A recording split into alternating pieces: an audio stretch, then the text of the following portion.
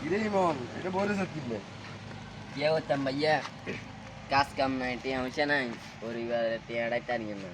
বলেছি তো এনে বই থাকতে হইব নি তুই টিয়ার পিছনে দৌড়াইতে হইব টিয়ার পিছনে ঘুরতে হইব তাইলে না টিয়া হইব কি আরে তুই যে ঘুরে গেলে টিয়ার পিছনে তোরে এনে ঘুরে টিয়ার পিছনে এমনি ঘুরে বেলা করে তোরে তুই টিয়ার পিছনে ঘুরে বেলা করে টিয়ার ঘুরতে হইব প্রতিদিন ওইটা কাজ করতে হইব